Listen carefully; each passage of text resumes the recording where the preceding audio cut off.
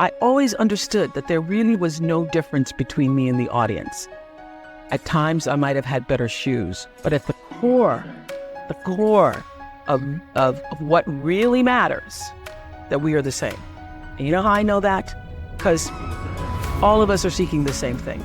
You're here at this fabulous school, and we'll go out into the world and each pursue based upon what you believe your talents are, what your skills are, maybe your gifts are, but you're seeking the same thing. Everybody wants to fulfill the highest, truest expression of yourself as a human being. That's what you're looking for.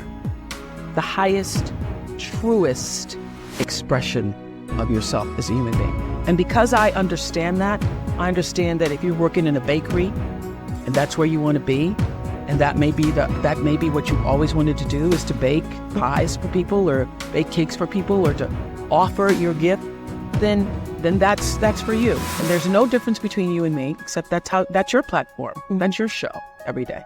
So my understanding of that has allowed me to, to reach everyone. And there's no way that you wouldn't, because that's what I truly feel. The way through the challenge is to get still and ask yourself, what is the next right move? Not think about, I got all of this to do.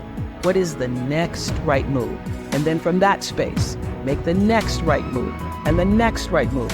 And not to be overwhelmed by it, because you know your life is bigger than that one moment. You know you're not defined by what somebody says is a failure for you, because failure is just there to point you in a different direction. If I leave you with nothing else, it's just know this for sure. There is not one thing that has ever happened to you, not one experience, not one encounter, not one crisis, not one joyful thing that hasn't happened just to make you better and help you rise. Every single thing you're calling in, whether you know it or not, when you figure out that you are calling it in, you actually start meditating or praying or having a spiritual practice, which is the number one thing you need if you want to be successful in the world. You need something that gives back and nourishes you, regardless of what you call that. You need to fill your cup so that you can be so full your cup runneth over and you have enough to give to other people. If you don't fill your cup, you end up dried up. You end up tired, exhausted, and don't have enough to give to other people. You end up resentful every time somebody asks you because your cup is empty and now they want some of yours. So your number one job is to fill your cup and make yourself whole. So for me, the foundational base of empowerment, of entrepreneurship, of any kind of engagement, the foundational base of my success, of my well-being, my wholeness, my everything is knowing who I am and where I come from. In my living room right now is a painting that I've owned now for 30 years. You can Google it. It's called To the Highest Bidder. And it's at the center of my house. And it's at the center of my house because it actually is symbolic of the foundation of not the house, but the foundation for my life. The painting is by Harry Roseland, who was a genre painter in the early 20th, late 19th century. And the painting's over 6 feet tall, and it shows a slave woman on the auction block holding her daughter's hand. And I cannot come in the door, my front door, or I cannot leave without passing that painting. I am reminded of where I come from every day of my life, and I am reminded because I never want to forget it. And in my library, I have a framed list of enslaved African-American people, remember I showed you, who were held in bondage on various plantations, listed in the ledgers alongside the cows and the horses and the buggies and the other property. And I pass this list every day. And often I stop in front of it and just speak their names out loud and their ages. Jonas, 11 years old, $500. Sarah, 41 years old, $900. Elizabeth, 57, $800.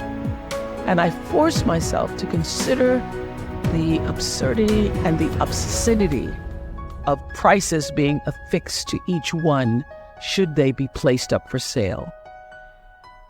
And I sometimes just pause before them with a prayer, particularly before I have to make a big decision about one of my companies or whether I move forward or whether I stay still. It reminds me, speaking those names out loud, not only of where I've come from, but how far I have to go because of them. And it reminds me that I am never alone. It reminds me of what I've come through to get through. I say to my girls all of the time that your real worth is to figure out where your power base is and to work on the alignment of your personality, your gifts that you have to give, with the real reason why you're here. That's the number one thing you have to do, is to work on yourself and to fill yourself up and keep your cup full. Keep yourself full. Now, I used to be afraid of that. I used to be afraid, particularly from people who say, oh, she's so full of herself. She's so full of herself. And now I embrace it. I consider it a compliment that I am full of myself. Because only when you're full, I'm overflowing, my cup runneth over. I have so much to offer and so much to give. And I am not afraid of honoring myself. It's miraculous when you think about it. Everybody has a different talent. And the reason we're all so messed up is because you're looking at everybody else's talent. Yeah. And wishing you had some of their talent. All the energy that you spend thinking about, wishing about, being jealous of, envious of anybody else is energy that you're not only putting out is going to come back to you negatively, but you're taking that away from you. All your energy should be forced on, what do I have to offer? What do I have to give? How can I be used in service? Because Dr. King's message of not everybody can be famous, but everybody can be great, because greatness is determined by service. And there is not a job in here that you can do that you don't switch the paradigm to service and not make that job more fulfilling. I don't care what the job is. If you say, I'm a singer, I'm a dancer, I'm an artist, I'm a teacher, I'm a nurse, I'm a doctor, I'm a janitor, I'm a clerk, if you say, if I look at this from, how do I use this in service to something bigger than myself? It no longer becomes a job. It becomes an offering to the world. The first law is the third law of motion in physics, which says, for every action, there's an equal and opposite reaction.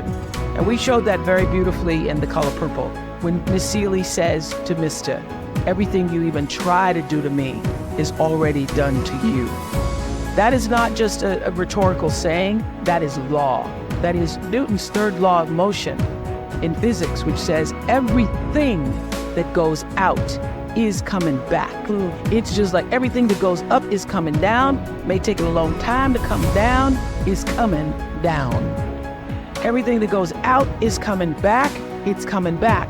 So, to answer the power of manifestation and meditation, what meditation does is sync you up with the source.